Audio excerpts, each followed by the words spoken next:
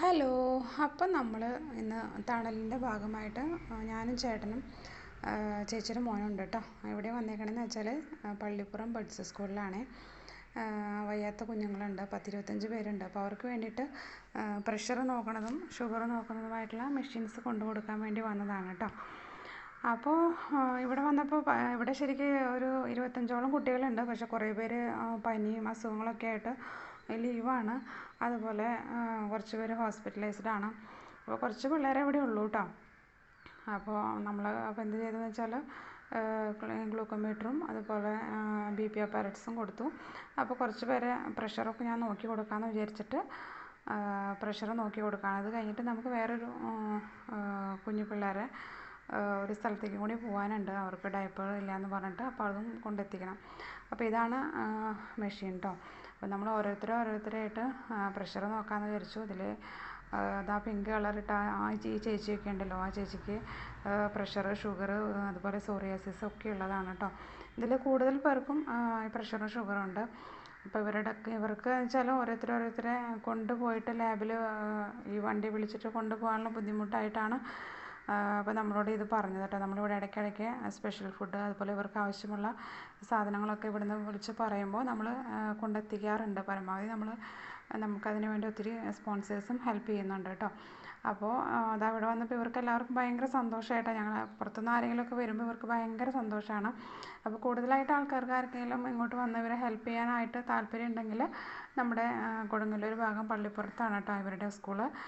പാവപ്പെട്ട ഒരു സ്കൂളാണ്. ഇവിടെ ഇവർ വന്നിട്ട് രാവിലെ വരും, താമസമൊന്നുമില്ല കേട്ടോ. രാവിലെ വരും, വൈകുന്നേരം പോകും. നമ്മൾ സാധാരണ സ്കൂളിൽ പോണ പോലെ തന്നെ അങ്ങനെയുള്ള ആളുകളാണ് ഇവിടെ ഉള്ളത്. അപ്പോൾ ഇവർ നോക്കാനായിട്ട് 2 പേരുണ്ട്.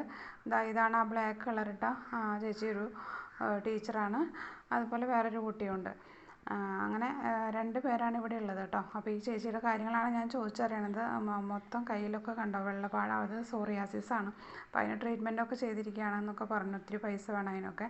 അതുപോലെ തലയിലും ഒരുപാട് സോറിയാസിസ് വന്നിട്ട് തല മൊത്തം നിറഞ്ഞിരിക്കുകയാണ് കേട്ടോ. അപ്പോൾ ഈ ചേട്ടൻ വന്നിട്ട് വണ്ടിയുടെ വിശേഷങ്ങളാണ്, വണ്ടിയുടെ ആളാണ് ആൾ.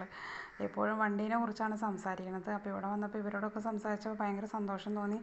നമുക്കത് കഴിഞ്ഞിട്ട് നമുക്ക് ഡയപ്പർ കൊടുക്കാൻ പോകണം. അതും ഒത്തിരി പാവപ്പെട്ട ഒരു സിസ്റ്റേഴ്സ് നടത്തുന്ന ഒരു സ്ഥാപനമാണ് കേട്ടോ. അവിടെ ഒരു 10ഓളം കുഞ്ഞുങ്ങളുണ്ട്. കുഞ്ഞുങ്ങളെന്ന് പറഞ്ഞു കഴിഞ്ഞാൽ അവർക്ക് ഇത്തിരി ഏജ് ആയിട്ടുണ്ട്, പക്ഷെ കിടന്ന കിടപ്പാണ്. അങ്ങനെയുള്ള കുഞ്ഞുങ്ങളാണ്. അപ്പോൾ നമുക്ക് അവിടെ അവരുടെ വീഡിയോ ഒന്നും എടുക്കാൻ പറ്റില്ല, അതുകൊണ്ട് വീഡിയോ ഒന്നും എടുത്തില്ല. നമ്മൾ ജസ്റ്റ് ഡയപ്പർ കൊടുത്ത് അവരുടെ വിശേഷങ്ങളും കാര്യങ്ങളൊക്കെ, അതായത് മാതാപിതാക്കന്മാരെ ഉപേക്ഷിച്ചിട്ട് പോയ മക്കളാണ് കേട്ടോ. അതായത് വയ്യ എന്നറിഞ്ഞപ്പോൾ ഇങ്ങനെ നടക്കാൻ പറ്റില്ല, അതുപോലെ ശാരീരിക അസ്വസ്ഥയും മാനസികാസ്വസ്ഥയുള്ള കുഞ്ഞുങ്ങളാണ് എന്ന് ജനിക്കുമ്പോഴേ അറിയുമ്പോൾ ഇവർ ആ കുഞ്ഞുങ്ങളെ ഉപേക്ഷിക്കുകയാണ്. ആ കുഞ്ഞുങ്ങളെയാണ് ഈ സിസ്റ്റേഴ്സ് വളർത്തുന്നത്. ഒത്തിരി ബുദ്ധിമുട്ട് സഹിച്ചിട്ടാണ് വളർത്തുന്നത്. ഈ ഡയപ്പറിനായാലും ഒക്കെ ഭയങ്കര ബുദ്ധിമുട്ടാണ്. അതുപോലെ അത് കത്തിച്ച് കളയാനും അങ്ങനെയൊക്കെ എന്താ പറയാൻ പറ്റില്ല. അതുപോലെ നമ്മളവിടെ ചെന്നപ്പോൾ ഒരുപാട് കഷ്ടപ്പാടുകൾ കണ്ടു. പക്ഷെ നമുക്ക് ആ കുഞ്ഞുങ്ങളുടെ ഒന്നും വീഡിയോ എടുക്കാൻ പറ്റില്ല. ആ വീഡിയോ എടുക്കുന്നത് ശരിയല്ലല്ലോ. അങ്ങനെ ഉപേക്ഷിക്കപ്പെട്ട ഇതാണ് ഞാൻ പറഞ്ഞ സ്ഥലം കേട്ടോ. നമ്മൾ അവിടുന്ന് യാത്രയൊക്കെ പറഞ്ഞ് നമ്മളിതാ ഇവിടെ എത്തി. ഇതിനടുത്ത് ഈ പെരിഞ്ഞനം എന്ന് പറഞ്ഞ സ്ഥലമാണ് കേട്ടോ. അത് കൊടുങ്ങല്ലൂർ പെരിഞ്ഞനം. അപ്പോൾ ഇതാണ് നമ്മൾ അവർക്ക് കൊടുക്കാൻ പോകുന്ന ഡയപ്പർ കേട്ടോ. ഒന്നും ആവില്ല, കാരണം 10ഓളം കുഞ്ഞുങ്ങളുണ്ട് അവർക്ക്. ഇത് സ്ഥിരം ഇത് തന്നെ എല്ലാ ദിവസവും ഇത് തന്നെ ഇങ്ങനെ ആവശ്യമല്ലേ. അപ്പോൾ നമ്മളെ കൊണ്ട് പറ്റാവുന്ന നമ്മൾ എത്തിച്ചു കൊടുക്കുകയാണ്.